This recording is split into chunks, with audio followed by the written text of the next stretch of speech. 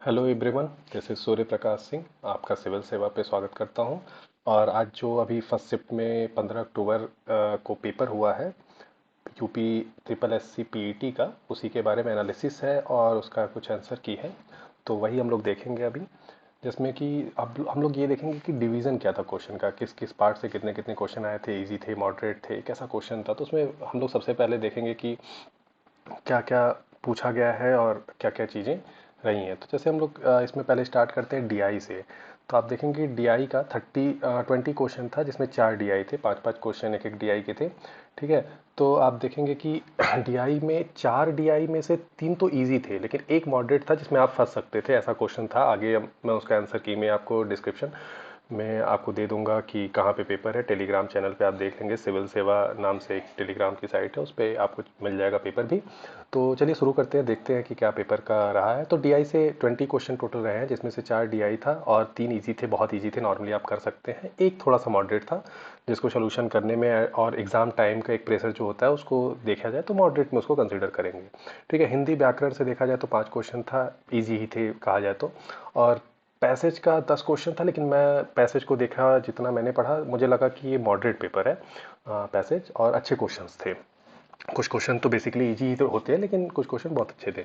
Math reasoning से 10 question थे और वो सारे इजी थे मेरे हिसाब से। उसके बाद आप देखेंगे कि इसमें अगर आप जाएंगे साइंस में, साइंस के भी 5 क्वेश्चन थे और पांचों मेरे हिसाब से इजी थे, आंसर की में आप देख लेंगे। पॉलिटी के 7 क्वेश्चन थे, सातों इजी थे मेरे हिसाब से, एक भी टफ नहीं था। और हिस्ट्री में आप आएंगे तो हिस्ट्री भी काफ़ी फैक्चुअल था और इजी था, कुछ क्वेश्चन तो आपको प्रीवियस ईयर से ही मिल जाएंगे। और अगर आपने बेसिक एनसीईआरटी भी पढ़ी है तो उससे काम आपका हो जाएगा। ठीक है। इकोनॉमिक्स में देखा जाए तो 4 क्वेश्चन थे, कुछ कॉन्सेप्चुअल क्वेश्चन थे, लेकिन ओवरऑल इजी ही आप कंसिडर कर सकते हैं इसको। ठीक है। उसके बाद ज्योग्राफी में भी 4 क्वेश्चन थे, वो भी इजी थे। कुछ क्वेश्चन उसमें भी ऐसा था कि आपको थोड़ा सा सोचना पड़ सकता है, अदरवाइज ऐसा कुछ टफ नहीं था। ठीक है। इंग्लिश में आप देखेंगे कि 5 क्वेश्चन थे, वो भी इजी थे। ठीक है। और जीके और जी सी करंट अफेयर से टोटल 20 क्वेश्चन थे। अगर देखा जाए तो अगर रिसेंट आपने 2 3 महीने अगस्त और जुलाई के करंट अफेयर किए हैं मैक्सिमम, तो इसमें से आप 15 क्वेश्चन इजीली कर सकते हैं। 2 3 क्वेश्चन आपको डिस्टर्ब कर सकते हैं, फंसा सकते हैं, लेकिन हाँ, ओवरऑल क्वेश्चन किए जा सकते थे 70 to 80% ईजिली। ठीक है। तो चलिए आंसर की देखते हैं हम लोग और शुरू करते हैं। इसमें से 9th का आंसर होगा, जो ये क्वेश्चन है इसका 100 आंसर होगा। और इसको अगर आप बोलेंगे तो मैं इसका कंप्लीट सोल्यूशन भी मैथ्स का दे दूंगा आपको, मैथ रीजनिंग और डीआई जैसे चीज़ों का, जो कि इसका आपको मैथमेटिकल फार्मूला और कैसे कैसे इसको सॉल्व किया जाए वो सब चीज़ें भी बताऊंगा। ठीक है। इसका 20% होगा आंसर। उसके बाद नीचे आप आएंगे तो देखेंगे कि इसका 50 होगा आंसर। ठीक है। और बहुत ईजी है, आप कर सकते हैं, इसको ट्राई करेंगे तो हो जाएगा। कुछ क्वेश्चन तो एलिमिनेट हो जाते हैं डायरेक्ट। फिर इसका होगा 14.26 बी होगा आंसर। ठीक है। उसके बाद आप आएंगे 13 क्वेश्चन में, इसका होगा सेलुलोज आंसर। ठीक है। उसके बाद आप आएंगे 14th क्वेश्चन में, इसका होगा 30 आंसर। ठीक है। और उसके बाद आप आते हैं 15 क्वेश्चन पे। 15वां हिंदी का क्वेश्चन है व्याकरण का, जिसमें कि आप सी होगा इसका आंसर। और 16th क्वेश्चन देखेंगे तो उसमें होगा, इसका भी सी होगा आंसर। आप आएंगे 17th में, उसका होगा बी आंसर। ठीक है।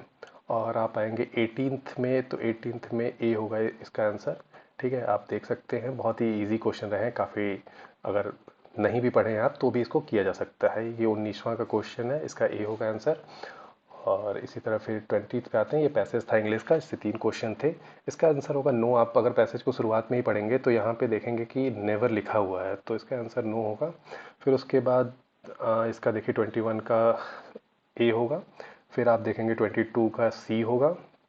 फिर आप देखेंगे 23 का सी होगा, पत्नी होगा, रीजनिंग है। अगर इसका भी बोलेंगे तो इसका भी मैं कंप्लीट सोल्यूशन आपको दे दूंगा। ठीक है। उसके बाद आप देखेंगे 24 का, तो इसका भी सी होगा 100।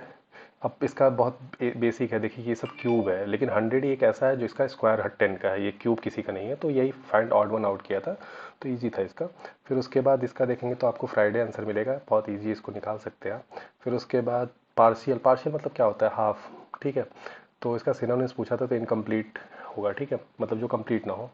और इसका पूछा था डिसअपॉइंटेड, तो एंटोनिम्स पूछा था, विलोम शब्द जिसे बोलते हैं, तो उसका सेटिस्फाई होगा। ठीक है। डिसअपॉइंटेड किसी चीज़ से आप मतलब नहीं पसंद है, सेटिस्फाई मतलब हाँ ठीक है मुझे पसंद आ गया, वैसा था। ठीक है। उसके बाद एक क्वेश्चन था 28th का, तो ये क्वेश्चन आपने पढ़ा होगा, ए होगा इसका आंसर। बहुत ही ईजी क्वेश्चन था ये, एनालॉगी से। और उसके बाद 29th का क्वेश्चन का आप देखेंगे तो इसका आंसर होगा सी, 29th का सी। ठीक है।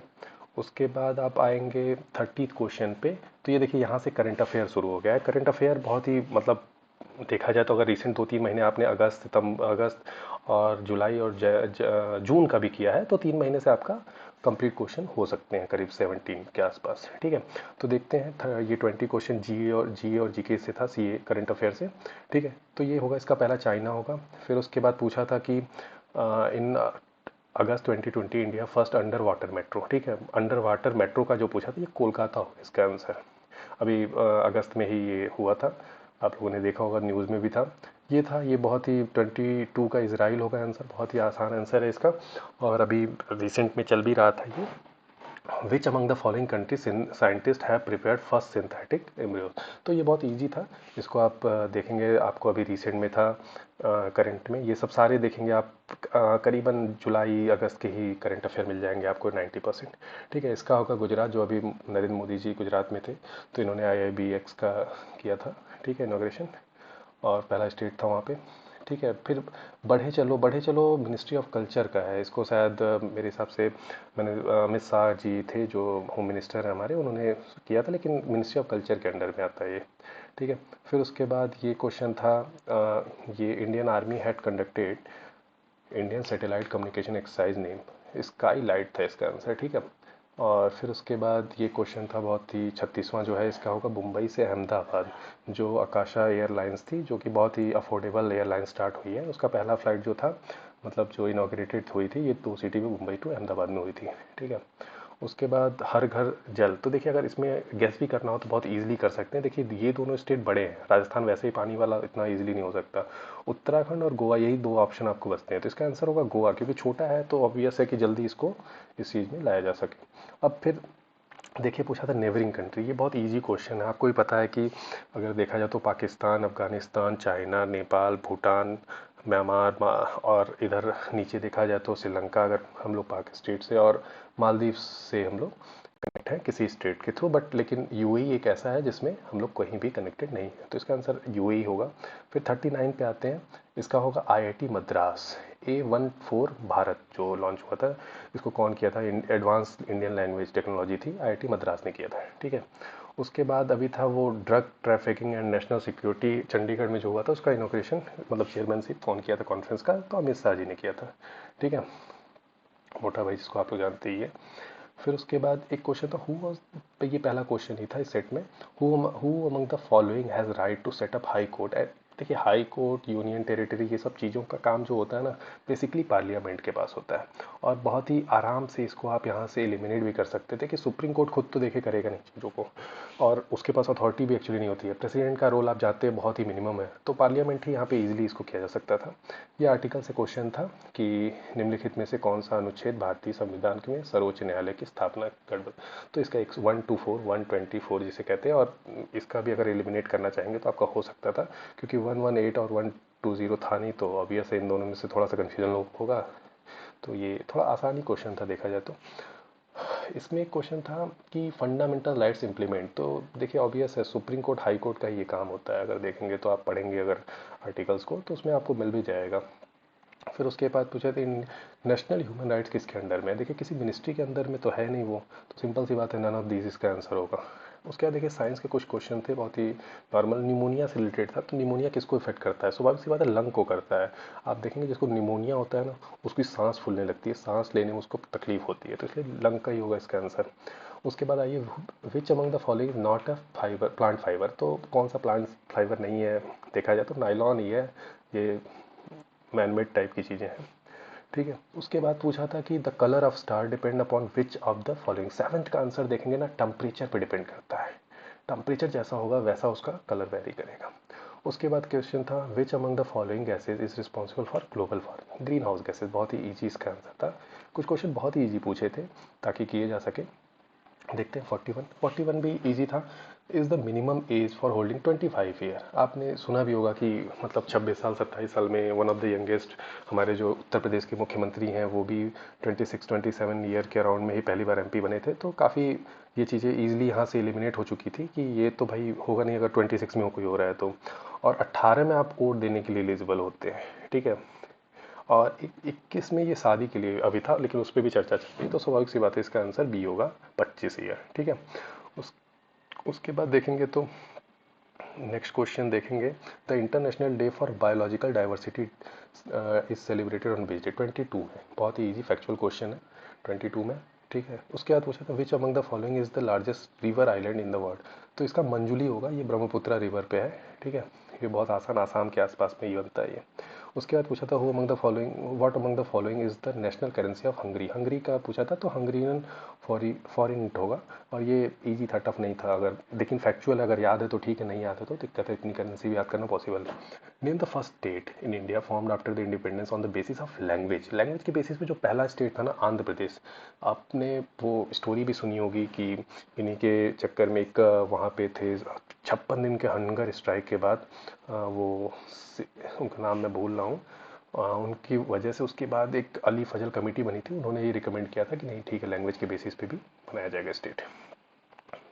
उसके बाद थे कि ये पूछा था पावर ऑफ माइंड ये किसने लिखी, तो स्वामी विवेकानंद ने। और अगर गेस करेंगे ना, तो पावर ऑफ माइंड और इन चीज़ों की बातें सबसे ज़्यादा स्वामी विवेकानंद ने ही की थी, तो अगर इसको इजीली किया जा सकता है। उसके बाद पूछा था यूएनएफसीसी का पूछा था कि क्या फुल फॉर्म होगा, तो United nation framework convention on climate change. देखिए सीसी क्लाइमेट चेंज, सी का यहाँ पे जो तीसरा यह वाला सी है, लास्ट से थर्ड जो सी है उसका कन्वेंशन होगा। ठीक है। और यूनाइटेड नेशन आपको पता ही है, फ्रेमवर्क उसका बीच वाले का होगा, एफ का। तो बहुत ईजी था ये भी क्वेश्चन, अगर आपने कहीं देखा भी होता। नौटंकी आप हमारे आपस में भी बात करते हुए सुने होंगे, अरे नौटंकी आई है ये वो। तो जो चीज़ें हैं तो ऑब्वियस है कि ये साउथ के स्टेट में ये वर्ड नहीं सुनने को मिलता है, तो सिंपल सी बात है, इसका ईजी आंसर था उत्तर प्रदेश। ठीक है। अगर पूछा एक नेक्स्ट क्वेश्चन था कि 49th वाला, headquarter of international Olympic committee कहाँ पे है। तो देखिए बहुत इजी है, स्विट्ज़रलैंड है इसका आंसर, बहुत ही इजी, डी आंसर होगा इसका। उसके बाद नेक्स्ट क्वेश्चन पे, उसके बाद देखिए यहाँ पे पैसेज का क्वेश्चन था। अगर इसको बोलेंगे तो मैं इस पैसेज का और डीआई का और कुछ मैथ्स के और रीजनिंग के जो क्वेश्चन है उसका सेपरेट वीडियो बना के आपको आंसर की प्रोवाइड करूँगा। ठीक है। इस पर मैंने अभी इसको, डीआई भी टफ नहीं था, अगर देखेंगे तो डीआई के भी आंसर इजी थे। इसका 68.33 था।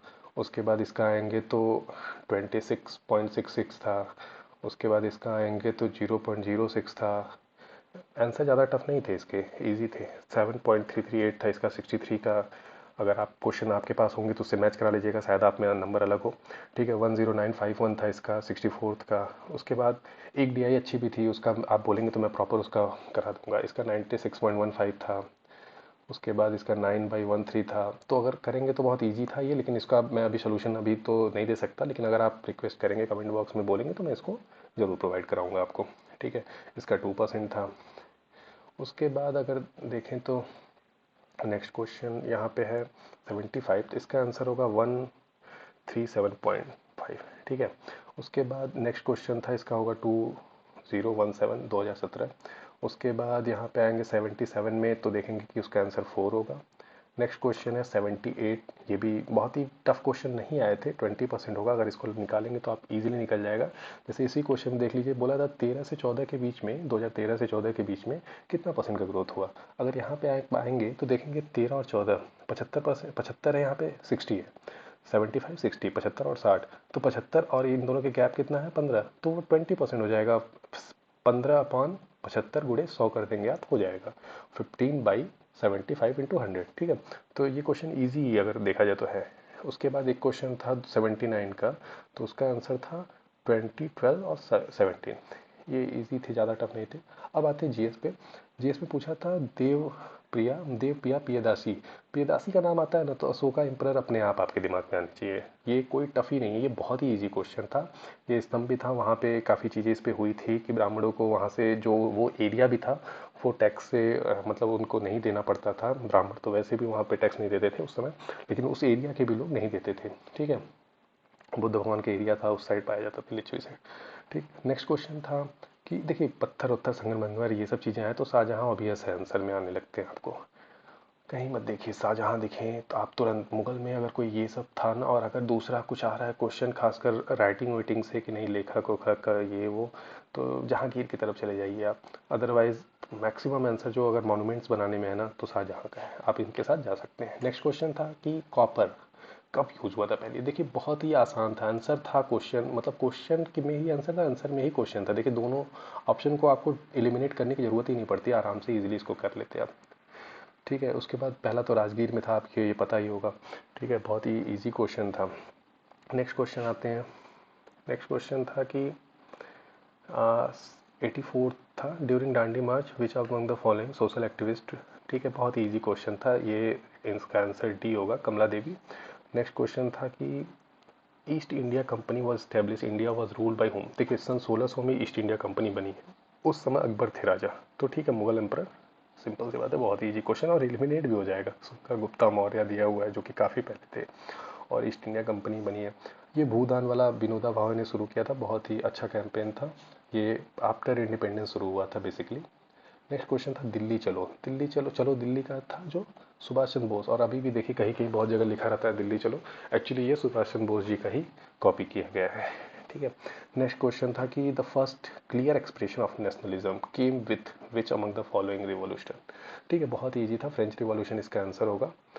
उसके बाद नेक्स्ट क्वेश्चन देखते हैं कि सिंध और बॉम्बे से कब सेपरेट हुआ था, तो government of India act 1935। Easy था ये भी। उसके देखिए आप देख रहे होंगे क्वेश्चन काफ़ी इजी पूछे हैं, कोई भी क्वेश्चन ऐसा नहीं है कि आपसे ना बने, लेकिन बस यही है कि हाँ फैक्चुअल है, अगर आ रहा है तो आ रहा है, नहीं आ रहा तो नहीं आ रहा है। फिर इसका होगा 5.5 आवर, मतलब 5.5 घंटा, और ये आपने पढ़ा भी होगा कितने घंटे का गैप होता है, अगर याद हो तो आपको। नेक्स्ट क्वेश्चन था कि इसका होगा ए, अवेलेबिलिटी ऑफ वाटर। इसमें होगा ये नेपाल एंड तिब्बत, बहुत लोगों ने कन्फ्यूज़न मारा होगा नेपाल और इंडिया, लेकिन नेपाल एंड तिब्बत है, इंडिया में माउंट एवरेस्ट का कोई वो नहीं है। उसके बाद देखिए इस क्वेश्चन में अक्टूबर हीट में थोड़ा सा मतलब कन्फ्यूज़न है, लेकिन अभी आंसर पे अगर श्योर होगा तो इसको मैं अपडेट कर दूंगा टेलीग्राम चैनल पे, जिसको आप ज्वाइन कर लीजिएगा, डिस्क्रिप्शन बॉक्स में आपको मिल जाएगा। ठीक है, नेक्स्ट ये देखिए ये भी एक पैसेज था जो कि अच्छा था, इस पैसेज को मैं अभी छोड़ रहा हूँ ताकि आप नेक्स्ट टाइम, मतलब मैं इसका जब डिटेल कराऊंगा तो आप देख लेंगे इसका आंसर। 17th का 5000 होगा आंसर। ठीक है, अब 94 पे आते हैं, इसमें क्या होगा, इसमें देखिए प्राइमरी सेक्टर होगा। नेक्स्ट क्वेश्चन पे आते हैं, इसका ऑल ऑफ दीज होगा, बहुत ही, अगर आप एलिमिनेट भी करना चाहेंगे ना 95 में तो इजी हो जाएगा। Which among the following was a part of green revolution, irrigation, chemical, सब होंगे यार, बेसिक क्वेश्चन है। सौरव ऑफ बिहार, सौरव ऑफ बिहार देखिए कोसी को कहा जाता है, उसका कारण ये है ना कि जब ये नॉर्थ से साउथ की तरफ फ्लो होती है तो ये अपने बहुत ज़्यादा कोर्स को बदलती है, अपने पाथ को बदलती है, तो बाढ़ आने जो होते हैं, फ्लड आते हैं कोसी की वजह से बहुत ज़्यादा आते हैं, इस वजह से इसको सौरव ऑफ बिहार भी बोला जाता है। ठीक है, नेक्स्ट क्वेश्चन आते हैं कि पूछा था find the approval of the 5 year plan of India was given by home among the following. इसका होगा देखिए बी। नेक्स्ट क्वेश्चन पे आते हैं, ये भी बहुत इजी एलिमिनेट हो जाता है। देखिए बाकी सब सेंट्रल के एग्जीक्यूटिव है, यूनियन एग्जीक्यूटिव बात कर रहा है, प्रेसिडेंट कहाँ, प्राइम मिनिस्टर कहाँ, वाइस प्रेसिडेंट कहाँ, सब देखिए सेंट्रल में, लेकिन स्टेट चीफ मिनिस्टर जो होते हैं आप देखेंगे स्टेट के पर्टिकुलर होते हैं, तो इसका आंसर भी ईजी था, इसका आंसर ए होगा। 99 का देखिए सिड भी होगा, और 100 का देखिए इसका होगा टी, स्टैचूरी कॉरपोरेशन। ठीक है, तो देखिए लगभग लगभग एंड हो चुका है यहाँ पे जितना भी आंसर आपको बताना था। अगर आप कमेंट बॉक्स में रिक्वेस्ट करेंगे, अगर बोलेंगे तो मैं ज़रूर इसका पूरा जो मैथ्स का सोल्यूशन है, रीजनिंग का सोल्यूशन है, वो भी चीज़ें आपको मैं पूरा कंप्लीट प्रोवाइड करूँगा। धन्यवाद।